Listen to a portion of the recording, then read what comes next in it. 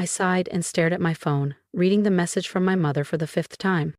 Monica, we need $1,500, 0 cents, for Christmas. Guests are coming. We need decorations, catering, and something new for Brielle to wear. No please, no how are you. Just another demand, like always. I'm Monica, by the way, 33 years old, living in Minneapolis, and apparently my family's personal bank. I typed, I'll send the money today, then paused before adding a second message. Am I invited to this Christmas party too? The reply came instantly, a single smiley face emoji. No words. No confirmation. Just that stupid yellow grin. I shouldn't have been surprised. It's been like this for years, but it wasn't always. When I was little, before age 10, things felt different. My parents, Kevin and Teresa, were only 21 when I was born. Back then, life was simple. Weekend hikes, story time, warm waffles on Sundays. Then came Brielle, the planned child, the golden one. From the moment she arrived, everything revolved around her. Mozart in the nursery, baby sign language classes, parenting by the book. I found our photo albums last year. For every photo of me, there were 10 of Brielle. In the rare family photos, I'm off to the side, cut off or blurry, while Brielle beams center stage. Just send the money and move on, I muttered, opening my banking app. My down payment fund for a condo in Uptown shrank by $1,500, 0 cents in seconds. Again, when I graduated college with honors, I called home, hoping for acknowledgement. You can't make it. Brielle has rehearsal. As if that explained everything. They never visited, never checked in. And yet every December, they still remembered to ask for money. I learned to survive on my own, graduated with honors, landed a job as a financial manager at a respected firm in downtown Minneapolis, just blocks from the university where I earned my degree. I carved out a life that didn't orbit around anyone else's needs. And yet, as soon as my income became steady, so did their attention. Monica, Brielle needs new boots for winter. Can you send $250, 0 cents? Monica, we're enrolling her in piano lessons.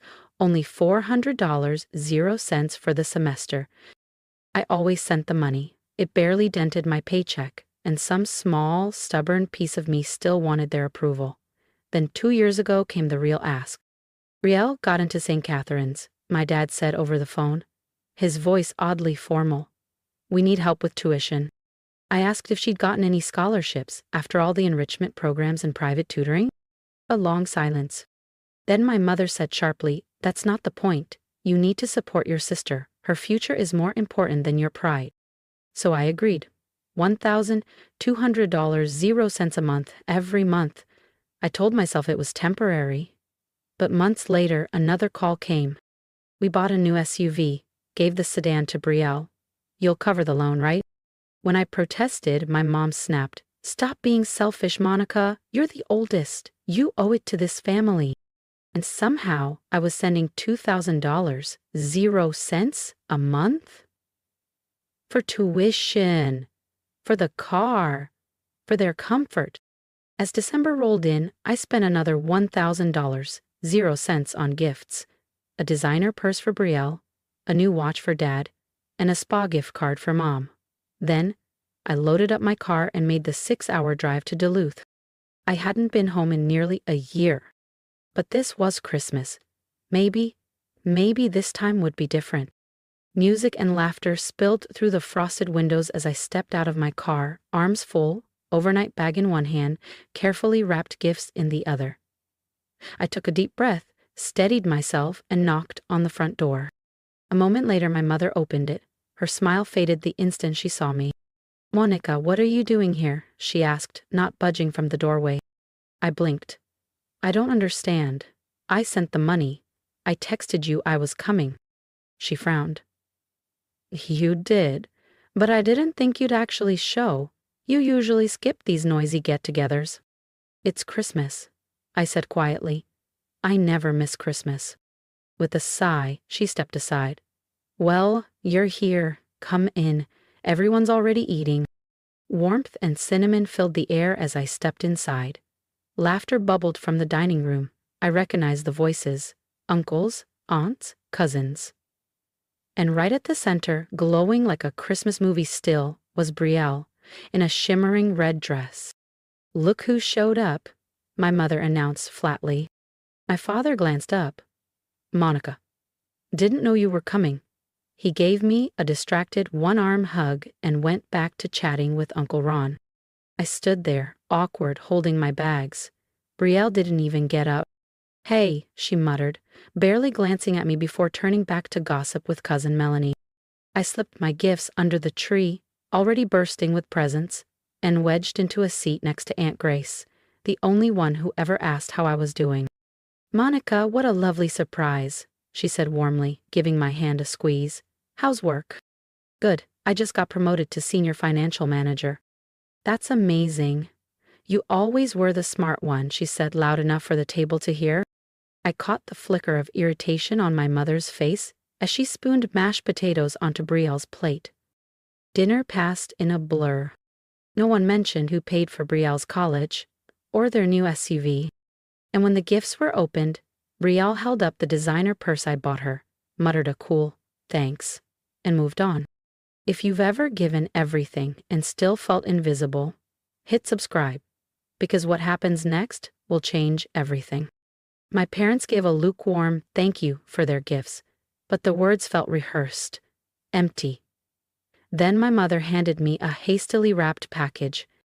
"This is for you, Monica." I peeled back the wrinkled paper to find a plain gray scarf, thick, itchy wool, clearly sized for a man. I knew it immediately. It was the same brand Uncle Jim wore. He hadn't shown up this year. "Thanks," I said, forcing a smile, but inside I felt hollow. They hadn't even bothered to get me something of my own. By 11, the noise died down. Most of the extended family had left. I stood, rubbing my eyes. "I think I'll head to bed," I said, already reaching for my overnight bag. My mother glanced up from stacking dessert plates. "Oh, your old room's taken. The cousins from Brainerd are using it." "Okay, I can sleep on the living room couch," I offered. She shook her head. "That's where Uncle Dave's sleeping." "Oh, where am I supposed to sleep?" She gave a shrug. "We didn't expect you, Monica. Maybe try a hotel?" "It's Christmas Eve. Everything's booked, you know that." From the kitchen, Brielle snorted. "Yes, there's no room at the inn. Or a shelter." The words stung. I looked to my father. He met my gaze, then quietly turned away to gather empty glasses. Something cracked in me. A quiet, final break. I set the scarf on the coffee table, grabbed my things, and walked out into the freezing Minnesota night. The only hotel was full. Calls to old friends went unanswered or apologetic. So I drove, 6 hours back toward Minneapolis, stopping only for coffee and gas. Around 3 a.m., I pulled into a tiny roadside motel. "Merry Christmas," the elderly man at the desk said. "Traveling tonight?" "Family emergency," I murmured. He nodded, then handed me a small box. "Have some Christmas pie, on the house. No one should be alone today." And in that quiet act of kindness, I felt more seen than I had in years. The motel owner and I chatted briefly. He told me about his grandchildren, his favorite pie recipes, before handing me the room key. I went upstairs, ate the pie, and collapsed into bed. Exhaustion washed over me like a wave. I woke late the next day, sunlight slanting through the blinds. Christmas Day. By evening, I'd finished the long drive back to Minneapolis. My apartment was cold, dark, and empty. I checked my phone. No messages, no missed calls. No one had asked if I'd made it home safely. Why would they? I wasn't family. I was a transaction, an ATM with a heartbeat. The day after Christmas, I drifted through the hours in a daze. By nightfall, I curled up on the couch and scrolled through social media, desperate for distraction. Then I saw it. Brielle's latest Instagram post. A carousel of perfectly filtered party photos, smiling faces, glittering lights, spent Christmas with the people who matter most. I wasn't in a single photo. Something broke. I opened my banking app and stared at the scheduled payments. $1,200, 0 cents for Brielle's tuition on the 1st, $800, 0 cents for the SUV loan on the 5th. My fingers hovered. Then, one by one, I canceled both. No more, I whispered into the quiet. 2 weeks passed. Silence. No calls, no texts. I dove into work, booked an appointment with a realtor, said yes to that drink with Matt from accounting. Then, early January, my phone rang. Mom? Monica, she barked. Why was Brielle called to the financial office today? Her tuition's late. Fix it. No greeting, just demands. It's not a mistake, I said, calm. I canceled it. Silence. Then, you what? How could you be so selfish? Family helps family. You threw me out on Christmas Eve. After I funded the party, after I drove 6 hours to be there, you treated me like I didn't exist. You're being dramatic. No, I'm done. Also, I canceled the car payments. A crash. My dad's voice in the background. How did you cancel? Goodbye, Mom. I hung up. My phone lit up again. Call after call. Then the texts began. From Brielle. You petty, jealous freak. I always knew you hated me. From Dad. After all we did for you, this is how you repay us? Ungrateful. From Mom. You'll regret this, Monica. Just wait. Family is forever, and you're burning bridges you can't rebuild. That was the last message I saw before turning off my phone for the day. When I turned it back on the next morning, the notifications poured in. This time, it wasn't just my parents or Brielle. It was cousins I barely remembered. An uncle from Rochester who I saw once a year. All of them echoing the same script. You owe your parents. Family means sacrifice. I was seconds from muting everyone when a new message popped up. From Aunt Grace.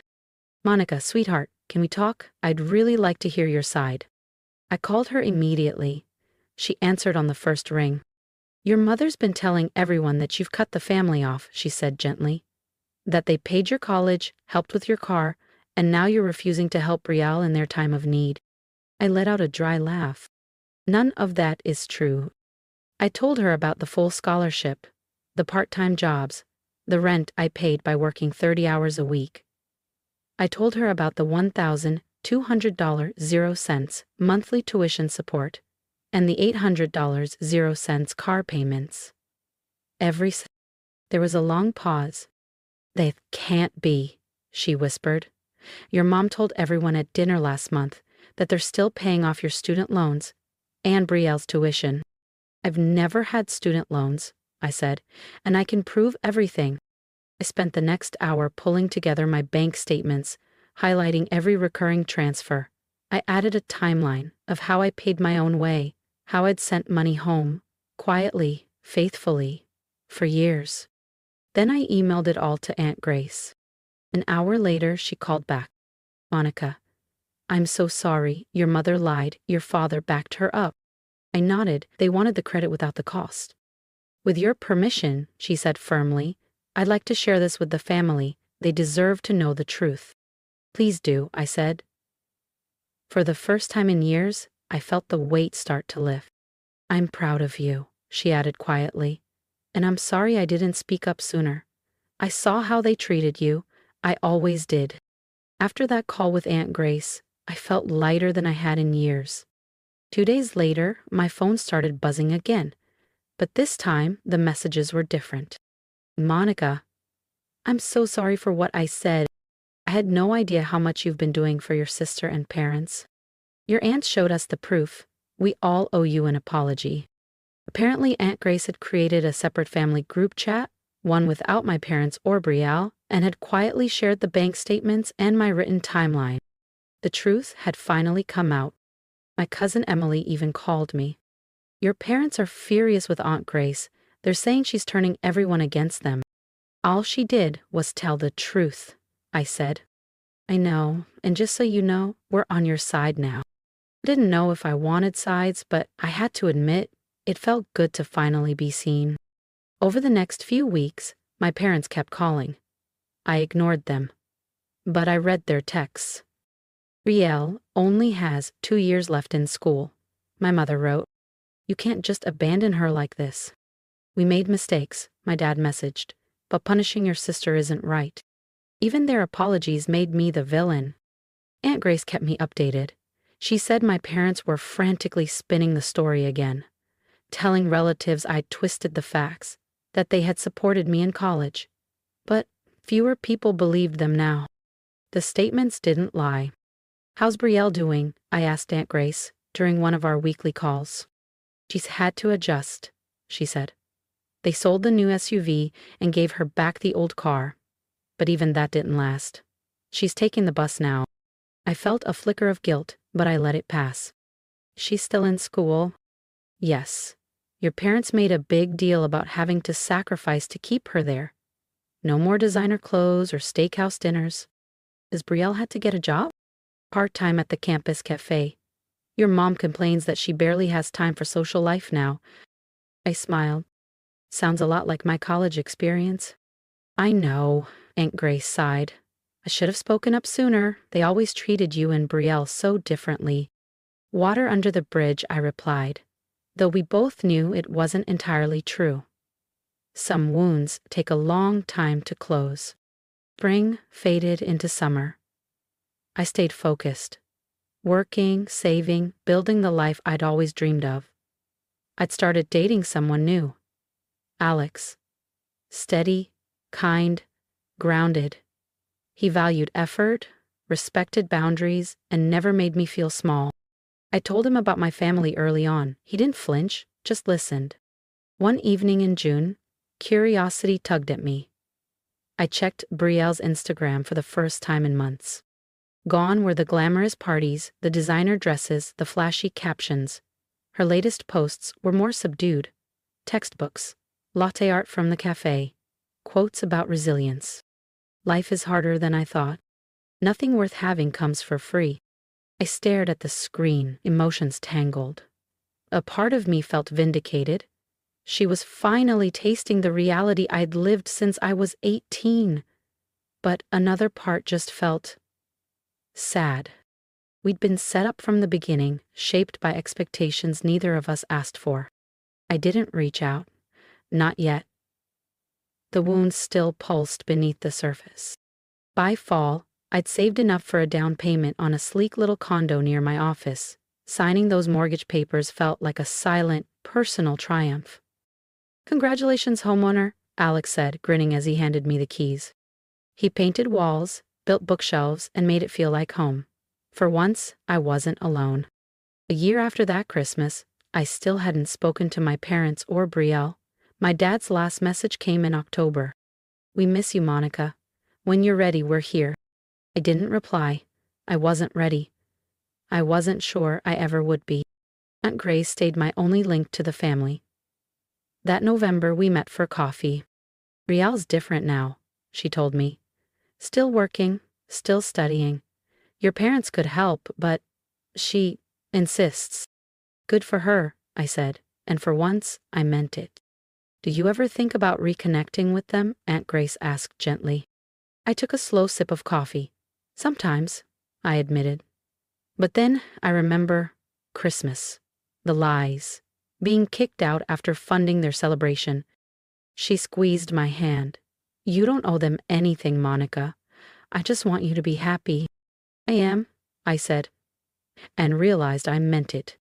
That night, cooking with Alex in our little kitchen, my phone buzzed. A post from Brielle. Life is hard, and it's supposed to be. That's how we grow. I smiled. Maybe there was hope for her. Maybe. But either way, I had peace. I had finally come home to myself. If my story resonated with you, I'd love to hear from you. Leave a comment. Tell me what you would have done, or share your own story. Your support reminds me that walking away from toxic family isn't weakness. It's strength. And if you haven't already, hit subscribe. This journey isn't over yet.